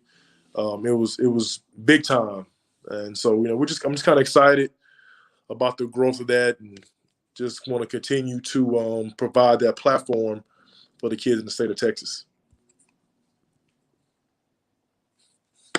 What kind of led to that, man? I obviously we talked on the phone, and I salute you from afar and up close because I know, I've seen the whole journey from back when you played. We're not that much different in age, but back when you played to all the way through everything that you've been doing, and as a college coach, calling to kind of get contact or maybe ask about this kid or that kid, and you've just evolved kind of your lane and what you're doing. Just kind of how did that come about? Where did the heart for that come from? Is it just because you wanted to help kids in the city? Did you see it as like, obviously there's a lot of basketball in Texas, and we talk about this a lot. There's enough for everybody to eat. You know what I mean? So it's not about I saw we weren't doing this or this wasn't there. More so just, there's enough for everybody to eat. So what exactly made you want to get in that lane and kind of continue to help? Because obviously with 50-something plus schools and the amount of kids that you've already kind of touched and impacted, there is a space for it. And there's a respect that you have as a former player that played it to understand kind of what that journey is like. So the way you're able to help players, the way you're even able to help some college coaches, there's definitely a different element and a positive that you bring to it that, again, there's enough for everybody to eat. So talk a little bit about what made you do it. Well, even when I was playing in college, my guy Jeff Luster, he's assistant coach at UTSA. Whenever we did scouting reports when I was in college. Shout out to Jeff Luster and his son over at UTSA. That's my guy, man, Jeff Luster. I would always be interested in the scouting report and learning my assignment and what, other teams did and their sets they run and how to stop them. So kind of me just watching film, always kind of evaluating players. Even when I was 18, 19 years old, I kind of had that interest. And so it never left. And even when I was a pro, I would always ask my coaches, my assistant coaches, shoot me the film. I'll watch it in the apartment at home and kind of, do my own little scouting report on guys I would guard and even on myself, things I need to work on. So for me, man, evaluating has always been something that I've been doing since, I was 18, 19 years old. And, everyone knows I love my city. I love my state. So just for me, it was a chance for kids to have the same experience I did. Playing college basketball changed my life, and basketball probably saved my life. So just the yearly and daily and weekly experiences I had through the game of basketball, my goal is for other kids across the state to get that same thing that I got and more. And so that's just kind of my driving force now. Me with me being a player and experiencing certain things, and I tell the kids now, I'm exactly who you were 20 years ago. I'm playing in high school in Houston, playing AAU, doing the camp circuit thing, playing all these different events, playing for a top-notch summer program, AAU program. I did those things. So I feel like it's my job to help other kids do the same thing as I did. No, that's big time. That's big time. I know it's always about the why, right? And I've always, again, respected the way you've gone about your business. Has always been about the young men and helping and paying it forward. And I just salute you all the time on that, and we'll continue to. So talk a little bit before we get to the good stuff about the city. Since we're on Sloan, let's talk about the drip. All right, let's talk about the drip. We know fashion is at the elitist level when it comes to Marcus Sloan. And that may have probably always been a part of you too, but Russell Westbrook kind of has his way of doing it. Dwayne Wade kind of has his way, and then we got Sloan. But you bring a different element to what you do because you'll have a throwback jersey on with the shoes to match. You'll have the most innovative and creative stuff that's out there as far as fashion. Shoe game is always on point, and there's some intentional posts to show what you got going on. So let's talk a little bit about the drip because it would be right if we didn't. For me, the drip is a part of, the lifestyle again, be like just showing kids that, hey man, like if you take care of your business in school, on the court, it's a lifestyle you can achieve, Right. And Right. so again, I always tell people I am the puff daddy of this kind of grassroots. Like when you see me or when you see me out at an event, like, hey, that's Sloan. You got the drip. And so even again, man, the kids, like now the kids notice it. Yep. So again, for them, it's just a part of the message. Hey, man, like if you work hard, if you take care of business, all the things you want, now you can have. And so again, I always tell guys, like, and I make people laugh. Even the lifestyle over some of the guys, like the women they have, always telling, like, when you're in high school, you're so in love, sometimes with your high school sweetheart. And I tell guys, like, hey, man, you're a basketball player. If you dedicate your work and your life to craft, who knows what you can get out of this game? You can maybe get a college degree, own businesses, and then the drip that you think you want in high school, you will have more because of the work you put in. So right. It's part of, again, the lifestyle that I'm trying to show kids and show guys, hey, man, like, yes, I'm older, but yeah, man, like I use basketball to get this drip. And I also use my education and things I learned through the game of basketball, networking and working with other people, leadership, discipline to get the drip that I have now. No doubt. It's, you got a chance to play professionally after college. You got your college degree.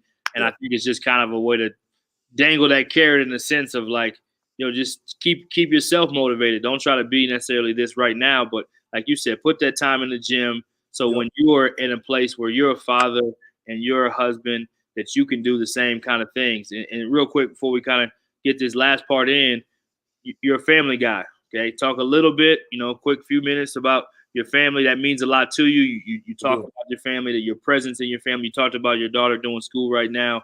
So I know that's a big part of the message that you're sending too is, I'm not out here running around in the streets. I have a wife. I have kids. I'm a present father. Like that's a huge thing too, as something for young people to see. Yeah. No, I mean, now again, when I was younger, as B, I was heavy in the streets now. I was in the clubs and hosting parties and stuff like that. But now at 38 years old, I'm married, 3 kids, and they are a big part of my life, obviously. And they are a driving factor in everything I do and just trying to provide for them. And again, showing the kids, man, like, hey, like when you become a man, you got to take care of your family. And so, obviously they are the most important things in my life. I love them dearly. And they give me motivation, just because I want to be the best, not only for myself, but for them as well to, so my kids can be proud of me and look at me and, hey, my dad's a hard worker. My wife can look at me and say, hey, my husband's a hard worker. So it's definitely something I strive for and daily just, taking care of my family and making sure that they're straight. Yeah, no doubt. We're going to bring Ani back in and talk a little bit of hoops in the city of Houston. We'll let you kind of run with it, but I'll let Ani kind of segue us into it. And then real quick, let me give you your props too, man. As we've met, you've always been this positive, energetic guy. And anytime I was around you or people are around you, you have this infectious energy about you. And I think it's always rubbed off work. And I think this platform for you is a huge deal because you've always been like a people person and bringing people together, building people up. Like I said, just so much positivity, man. So salute to you guys. Ani the same way, actually. There's always, positive and always building people. It's sometimes, man, in this business, and I'm guilty of it, you get really competitive. And the one thing about me is I will always be ambitious and I'll always be competitive. And sometimes, you see guys in the industry, you think like, these guys are competition and I want to kind of go at them. But you guys have always, since I've known you've always been welcoming and people and making sure that you give guys their flowers. Like I said, this platform is an extension of that, and I definitely appreciate it. Yeah, appreciate you saying that. I'll let Ani say a little bit after I get done. But no, I appreciate you saying that. We're definitely excited about it. we want to be able to bring more people together and shine more light. There's a lot of darkness in this world, as we know, man, and a lot of challenges in this world. We're dealing with this pandemic. Some people are unemployed.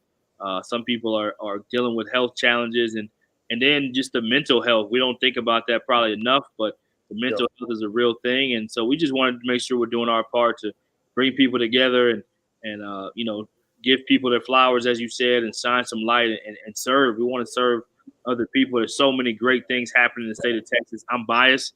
I don't currently live there right now, but hardly home, but always repping right now. So want to make sure that we just doing our part. So we'll get into, and thanks so much for that, Sloan. We'll get into some hoops now, man. I'll let Ani take it over.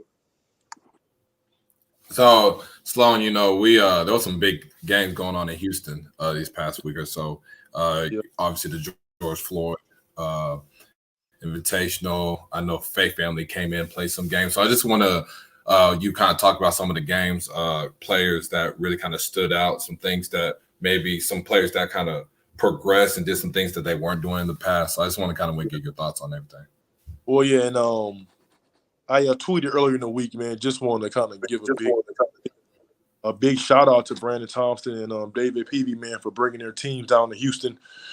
Kind of enemy territory, playing 2 games. Faith and Family played 2, man, Summer Creek and Shadow Creek.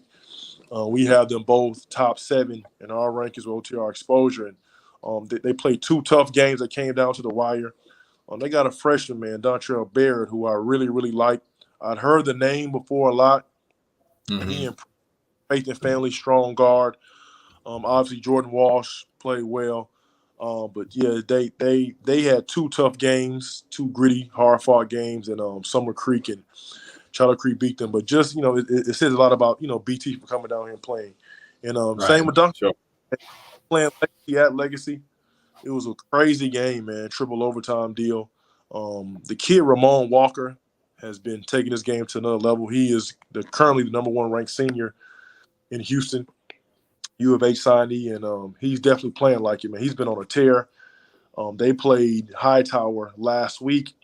He had a big game. Then he had 30 in both games this week. This past week he played versus Faith and Family, and then he actually had 30 against not Side Creek. The game he played last week. So he's been cooking, man, and he's taking the game to another level. It looks like U of H got another one. Kind of same on the same line as Tremont Mark, man. He is like Tremont had a big senior year last year, and Ramon has a big year. He's taken off. He's much improved, a much better driver. And last year he kind of settled for jumpers. This year, man, he's attacking the rim. He's getting rebounds. That Shadow Creek team is a very formidable group. Absolutely. Coach President has those guys playing, man. Brian Gordon, Cam Amberee, Jr., Sean Jones Jr. They've taken their games to another level, and it shows. No, for sure. And I want to get your thoughts on Man. So, we call him DeAndre, but his nickname's Man. Okay. Kid that's really, burly guard, strong, can hit shots. They told me that he was going to be the starting point guard that year. I thought that was interesting. Kind of want to see how he would just handle the pressure, handle the physicality. And from everything I've been watching, he's been able to hold his own. He's a player that just has a mature game, knows how to play. And I think, Faith Family has a really strong guard that they could have for 4 years, especially just as a freshman, just really performing. I mean, man, he got their first 8, if I'm not mistaken, hit 2 big threes early. And so I was at the table and I asked the coach, I was like, what year is he? He's a freshman. I was like, oh, wow. I mean, just because, it was a big game. And he was guarded by a kid, Brian Gordon, who will play in college next year somewhere. And absolutely. The moment he was getting to the rim, like I said, he knocked down the first 2 threes for Faith Family. I like his build. I like his game. He's tough. He's competitive. So they are definitely in good hands with him at that 1. So I also want to ask you about Ramon Walker. So in the summer, he's a little out of shape, kind of picked up some quarantine weight a little bit. You can tell he's in shape. He's back in a groove. Just talk about, like you said, you talk about Ramon, settling for more jumpers in the past year, now kind of going and attacking. I saw a dunk highlight where he dunked with the left hand. It was like someone taking charge. He dunked with his left hand. And I didn't know. I was like, whoa, he can do that. So just talk about kind of his progression. Now, he has taken his game, like I said, to another level, man. He has been number one just because, honestly, the 2001 class in Houston, there was never like a one guy who was consistently number one. Right. And so for the most part, Ramon was like the default number one. But this year, he has earned that, man. Like I said, he's taking charges. He's rebounding. He's showing his athleticism, getting to the rim. And his jumper has been falling. Like I said, he averaged 30 last week in 2 games. He's been on a tear. And I'm actually excited to watch him Saturday versus Tascasita. Yeah, it's going to be a big one. I'll be there at the Holiday Hoop Fest. Yep, absolutely. So there's 2 22s there. Obviously, there's other places you talk about Cam Embry and Faye Family. You also have Trey, TJ Caldwell. I want to just kind of get your thoughts on Jordan Walsh for Faye Family, and then also Sean Jones, whose jumper I feel that has really made some strides when I saw him in August, and even when I saw him at your event. And that first fall event you had, I was like, his jumper is coming along slowly. Now, he's not a pure shooter by any stretch of the imagination, but has made strides, which is really promising. So I want to get your thoughts on that. Oh, no, I mean, it's funny, man, because Jordan Walsh, even though they kind of look alike, I always compare him to Charlie Villanueva. And, in saying that, man, he has long arms. He can defend multiple positions. He's a rebounder.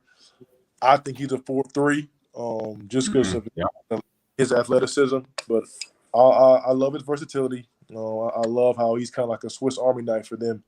And just the fact that he has a motor, it seems like that he's kind of working on his perimeter game a little bit, kind of stretching out a little bit to 3, starting to shoot more 3-pointers. But I love his motor. I love his intensity. I love the way he defends. And actually, he and Sean are very similar. Sean is a little bit smaller, but Sean has, again, really high motor, athletic, competes, tough. And this year he's becoming more of a vocal leader for Shadow Creek. Ramon Walker is kind of more of a quiet kid. He's more of a lead by actions type of guy. And I see that. But Sean has started to take over the vocal leader role for that group. And like you said, his jumper is improving. He hit 2 threes in that game against Faith Family. So I think he has to keep coming with his perimeter skills, especially with his 3-pointer. But he is making strides, like you mentioned.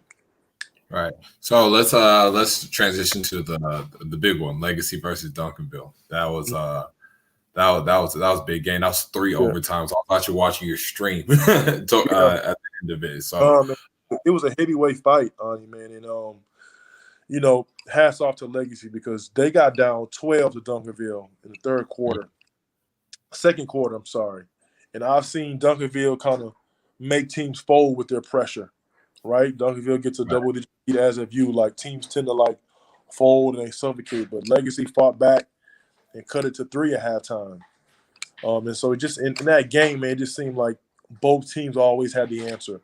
Legacy would go up 4, Duncanville would cut to tie it. Duncanville will go up 3, Legacy will come back to tie it. And it literally came down to Ron Holland making a shot and Brian Miles missing a shot. That was it. Yeah. That's literally the difference in that game because it was evenly matched. Both coaches were coaching. Both teams were locked in mentally, physically to that game. And it seemed like Legacy had it won. And then my man going to Sam Houston. Damon Nicholas. Damon, I'm going blank. Damon Nicholas hit a tough shot, man, a 3 with 5 seconds left, tie the game, go triple overtime. And then in triple OT, man, Ron Holland hit 2 big kahuna threes. Yeah, One of those no, yes, And then he made another big one down the stretch with 7 seconds to go in triple overtime, man. But both those teams really competed on him, man. It was a really, really good high school basketball game. It was intense from the jump. Like I said, both teams gave maximum effort. And like you said earlier, man, there are no moral victories at this level and at the level that those schools are. But, man, Legacy really, they couldn't have played a better game. honestly. Right. Then Absolutely. Yeah. Yeah. So, what I liked about the matchup when I first saw that it was on the schedules, both teams really pride themselves on the defensive end, right? So, like, they're going to full court, man to man. They'll get some press. They'll kind of jump trap you. They play hard. They play fast. So I was like, you're seeing two teams that kind of have some similar stylistic, approach to how they win basketball games. And just to see that win triple overtime, and like you said, Ronald Holland, making 2 threes in overtime. I want to talk to you about that. Not necessarily Ronald Holland, but I was talking a few episodes ago about, it's big seeing a 2023. So I was talking about Jacoby Walters and McKinney taking over late in the game and guiding his team to a win. Talk about like how the importance of seeing a sophomore, especially in big games like Ronald Holland. And, there's other guys I know I'm missing on that just produce in a big setting. It was crazy because literally, man, like that last shot he took, it was 7 seconds left in triple overtime, and they were down 2. You know what I mean? So like, it's not like 3 or it was a tie game. Like they were down 2. So for him to take that 3, it just shows his confidence. And like I said, even the first 3 he made in triple overtime just shows how confident he is in his abilities, especially with, he's out there with seniors and juniors, who can play. And he's the youngest kind of in charge out there, man. And like I said, it was one of those things like, oh, wow. And it's ironic that the rankings came out today and he's 7th in the country. And you think like he's earned that, to be honest. Right. Like he's earned that ranking, like from what he did in the game against, Pipsy and Imani Bates to what he did, in the last summer to even what he did now. He has been big time, and that was a big time moment. He did not shy away from it. And the crazy thing is, like, his team was confident in him and his abilities. And Coach Peavy was saying, he's a worker, and it's just a testament to how hard the kid works. Absolutely. So I want to talk about another player for Duncanville. Then we'll go into I want to get your thoughts on Legacy. So Damon Nicholas, obviously he had a 30-point game in that against Legacy. They had a 30-point game against Yates. Damon Nicholas is a kid to me. I don't know if we'll see it next year, maybe his sophomore year. But me and Burr were talking about Max Adams, who had a big showing. I'm not saying he's going to put a 30-point game in a college game, but he's going to have a big statistical game in college level at Sam Houston. And it's how I feel like, just like the ultimate glue guy, but can really score the basketball as well. Talk about from where you saw Damon Nicholas, and kind of what he's kind of progressing into now, the player that he's molding into. Just want to get your thoughts on him. So about 18 months ago, I saw him at the John Lucas camp. Mm-hmm. And again, I had not seen many 21s around the state at that time. And I said, Damon Nicholas is a top 5 kid in 2021. I'm about to, I keep the receipts on him. I'm about to pull that up. Yeah. And so just how hard he was playing at Lucas, I was like, yo, there's not many kids playing as hard as him. This is crazy. Right. And then to see him now, after the game, his dad came up and asked me, he was like, is he 14th in the state? Because I guess, some ranking had him 14th in the state. And just had me thinking, man, like, that kid, there's no way he's 14th in the state. Just like, I think Sam Houston got an absolute steal. Absolutely. All conference guy as a freshman for them. I love his feel, his toughness, his motor. He brings it. And so for Sam Houston to get a kid like it, I think that's amazing for them. And I think he's going to be huge for them. And he's a worker, you know what I mean? Like any time I've seen him, he's put in work. Whether it's on the glass, how hard he competes. And it's not anything like flashy or over the top. He doesn't have like a crazy handle, or he's not shooting from NBA range. It's just he gets things done, and he gets it done efficiently. Right. Real quick. Absolutely. Right. You're right about that. So, like, to me, Damon has an intriguing ceiling, right? Because, like I said, there's nothing like he does like spectacular, right? But he just gets a lot of shit done. And he keeps getting better, and he keeps getting better. And then you're like, well, he can't do this, but then he shows you that he can do this. And he's a kid. I'm telling you, like 3, 4, I think he can potentially play basketball for money. I'm not calling him, I think he has a chance to, right?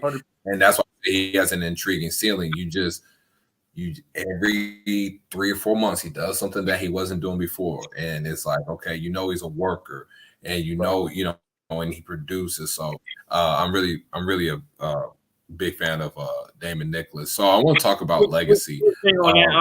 I want to jump in. I got a chance to work with Dame during the Lucas camp. I think the same one maybe Sloan is talking about, but maybe it was a year ago when I worked with him. But tough, competitive kid. Game translates similar to a guy like Marcus Sasser, who has a mature game for the next level. Very, very competitive, and the things he does translates. But he reminds me a lot of the current best player at Sam Houston State from Bryan. Very similar. Zach Nuttall. Very similar players. Very similar ceiling, and Zach Nuttall is one of the best players in the conference right now. So I can definitely see. If the two of them are playing together, that's scary for opponents. But I want to jump in and say that real quick. I'll be back in just a second. I'll give Ani one more, and then we'll close out. I'll jump back in. All right, cool. So wanted to talk about legacy, and prior to we really talk about the players, I know legacy when they first started with PJ, and we'll get PJ on the show at some point.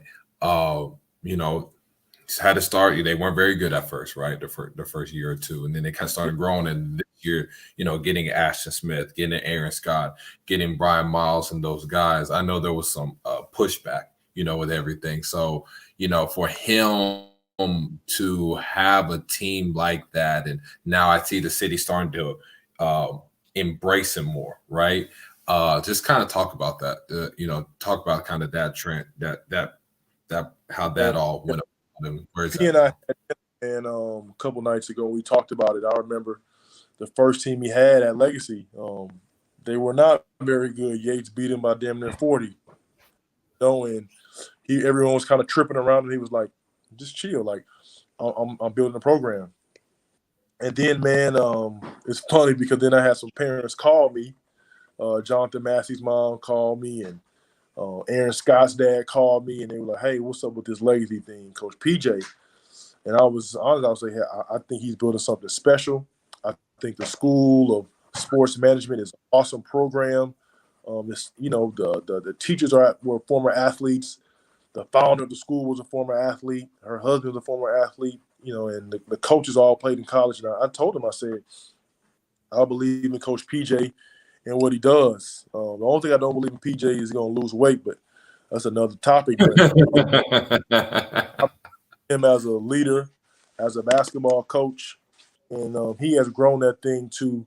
He even said it. He was like, in year 3, it's a little bit ahead of where he thought he would be. He thought maybe it would take about year 5 to where he is now. And next year, I'm sure, and the year after, it'll be even better as they have they got some young kids that are really interested in coming to Legacy and just being a part of the program.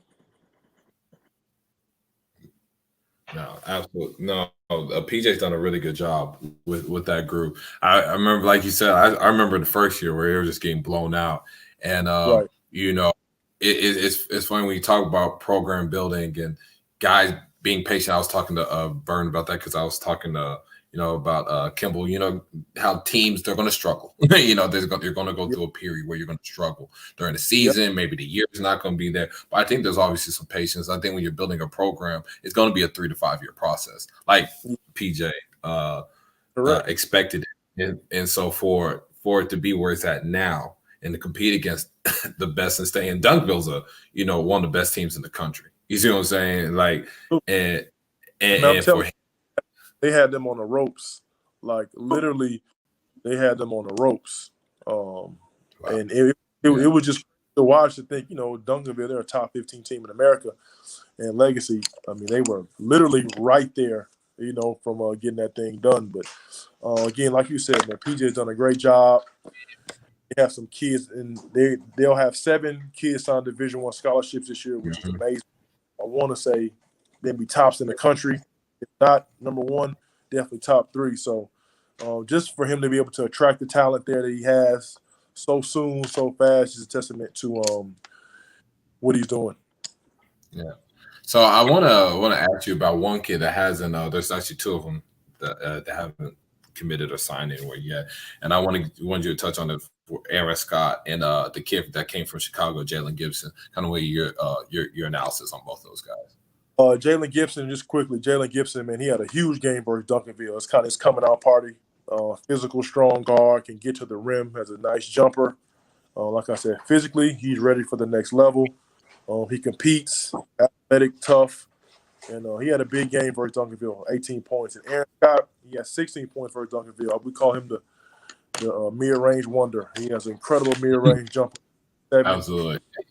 Long arms. He can defend multiple positions. He can play multiple positions. And I think both of those guys are mid to mid-plus guys, especially Aaron because of his versatility.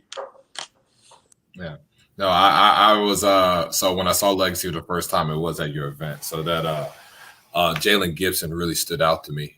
Kind of really defends, gritty, underrated as a passer. Well, let me say I think his passing is undervalued. I think he kind of can thread the needle, and he makes the right appropriate reads. And the Aaron Scott, like you said, mid-range wonder. That's perfect. That's a perfect just kind of describe him. I mean, mid-range game is real smooth. He uses his lane, kind of shoot over the outreach of the defender. I think defensively he's kind of been bought in. That's kind of what PJ, kind of got him tougher. And playing harder. I think he's done that for Ashton Smith and a couple of those guys. You got Sir Isaac, who's also another kid that hasn't signed yet, who's a higher end Division I prospect. I just think those kids at Legacy play so hard, and like you talked about, you got 7 Division I signees. Kind of touch on, PJ Neal, who's going to Prairie View, and Brian Miles, and Jonathan Massey, who's really getting a lot done. Who's really impressed me. He's really impressed me. He's always a kid, and you've always talked about him. Just when he was younger, he just wasn't as developed yet, right? His body wasn't really there yet, and wasn't all the way there yet. And then so to kind of see him now. This is like, okay, you're starting to really see what can come out with this kid. And, I really, that there's a lot of talent there. There's a lot of talent there. And those guys, and what's so scary about them is one or two guys can be off one night, but there's others that can pick the slack and then provide a 15, 20-point game. And, the bench is just very, like, little things like that. The bench is so live and they encourage each other, I see high school benches where their team's making a run, the guy's sitting like this, like how I'm sitting, So definitely like seeing that. So one quick thing, Sloan, I wanted to just we got about 12 minutes or so to wrap up. One, I wanted to touch on anybody who, so you're OTR, which is on the radar, right? Who are the guys that's under the radar that are just now kind of getting to OTR status, where they're getting on the radar? And then kind of to close, we'll just talk about Houston basketball in general, the state of where it's at, the classes, the strength of it, kind of the history of it. We'll kind of go through that as we close. Some of the kids, man, had really good senior years. I'm going to start with keep it with the 21 classes, because they've kind of been the most affected by the pandemic with, the shortening of their live periods. But DJ Richards at Side Creek has been on a tear. He's really been cooking, man. Big games, 36-point, 32-point games. He got schools like Oklahoma and Colorado State calling. Josh Farmer's played well for Sharpstown, 6'8" kid. It's a kid, Peter McKee, at Hastings, a combo guard, about 5'11", really strong scorer. And Fergus is a kid, another 21 too, Javon Jackson at C.E. King, has really been playing really, really well, man. As a kid, Anthony Ferguson at Park, about 6'5", another under-radar kid. This 21 class, man, it's a few players in the city who I think can play at the next level. It's just getting these guys in front of coaches via streams, or when the coaches can, come out hopefully in May, and even some of these D2 NAI schools. You got guys like Noah Khan at Houston Christian, was at a big senior year. Noah's so explosive, physical, athletic guard. You got guys like Jacoby Flores, who's playing well, committed to St. Thomas University. So there's so many kids in that class. A kid that's blowing up, man, even from yesterday, 6'9", Brandon Love at Bush High School, a senior. He had a big game last night. Has had a big couple weeks, where now schools are calling. So there's so many kids in that class in 21 who are a little bit on the radar. Another kid at CE King, LeVar Johnson, 6'7". So it's a bunch of kids, man. Dallas right now, they are rolling talent-wise, man. They got guys, the list just came out. And you got Ron Holland, 7 in the country, 2023, and you got Keontae, 12 and 22, and Kason Wallace, 23 and 22. And Dallas is rolling, but I think the talent in Houston is not as bad as people try to make it seem. We'll have at least 18 to 21 Division I signees in 21. Yep. That 22 class is not bad, obviously, with Bryce Griggs being a leader, Terrence Arsenault. So the talent isn't as down as people think. And again, man, you have waves in the state of Texas. When Houston, we had Oubre and Fox and Justin Jackson, those guys, it was a nice wave, guys. First round draft picks, lottery picks, second rounders. Now it's Dallas' turn, with RJ Hampton and those guys, Maxey and those guys. So the talent level in Houston, again, I'll say this again, it's not as bad as people try to make it seem. It's just Dallas is those guys are on. And again, I'll give credit where it's due. Those guys in Dallas, they put in the work and they earn that. Maxey and Timmy, and you see guys like Jalen Wilson starring for Kansas right now. So and for us, we got a freshman class from Greater Houston area is playing pretty good, man. Kenneth Loftus playing good for La Tech, and right. Those two Dickinson boys are really playing well, man. Marcus Williams is killing for Wyoming. Yeah. Tremar Mark is cooking for U of H. At the top. Xavier Wheeler is one of the best point guards in the country at Georgia. Real quick, Ani's got to go put on his coaching hat. He's got to go put his strategy in and put in his sideline. I'll be there on the 19th. Yes, sir. Christmas crossover. So we're gonna let him say his last closing words, and then we'll get about 10 more minutes with you, Sloan, and then we'll let you run. Okay. Well, definitely appreciate you, Sloan. Always been very welcoming to me. You've done a really good job just as far as just shedding light to the players in Houston. Sometimes when it helps me, when I go into Houston saying, okay, maybe here's some kids I need to take a look at that I haven't taken a look at. I kind of be following your stuff and everything. And just want to say, I really appreciate what you do for these kids, what you do for the city in Houston. And, definitely appreciate you coming out to the show today. No, man, like I said it from the jump, man, you've always been a guy who has always been so positive and, really looking for the kids, man, and trying to do what's best for them. So, anytime I could help you and help, Alan Branch, I definitely would do so. I've seen your growth in the business. You're kind of taking off, man. You're one of the hottest guys in the country. And just keep, keep doing your thing. And, I'll always be here to support you for sure. Absolutely. Likewise. Appreciate you. And then don't forget to keep running those kids. Burton, I'm out. I'm going to go coach these kids. Hey, man, you can't call your kids soft and then go – you got to give them at least a little bit of credit. They're out there winning games for you, man. You calling out the – They're just soft. They're still a little soft. I can't give them full credit. They got to figure some stuff out. We're going to make sure they tough going to December 19th. We'll make sure they're tough going to December 19th. They better be. All right, Artie. See you next week, man. All right, y'all. All right, Artie. Yeah, man. So the city of Houston, you talked about it a lot. So you went over some of the names. Obviously, you came in the era with TJ Ford and that era. Just talk about let's celebrate the city of Houston for a minute before we go. I know that sometimes the bar is set so high, and there's been so many elite guys come out of there that when you do have 21, 25 Division I signees, it almost feels like it's a weak class, or Texas or Houston's not that strong, but just not necessarily legendary right now, but still high level of basketball being played. And there's still guys, like you said, Marcus Williams, Tremont Mark, those guys can play. And same with big fella at La Tech. Those guys can play really at anywhere in the country right now. And those guys weren't necessarily nationally rated or highly rated. And you go back to, I think about Kerwin Roach, who went to Texas, wasn't a guy who was super nationally played on a non-circuit team. There's so many guys in Houston, and you just never know when those guys kind of develop and the light bulb comes on. And so anyway, I want you just to kind of talk about the city of Houston in general, some of the history. Let's just celebrate the great things that have and the players that have come through for a second as people want to kind of, sip their tea let them sip their tea, but let's celebrate the city real quick. Man, for me, graduating high school in 2001, it was guys before me like Ansu Cisse, played at Ole Miss, got drafted in the league. Obviously, Rashard Lewis. I played against him my freshman year when he was a senior at Elsick. Guys like Alton Ford, McDonald's All-American, who went to Milby. Our city has always had talent in my class. In the 2005-2006 NBA season, we had 7 guys from our high school class that were in the NBA.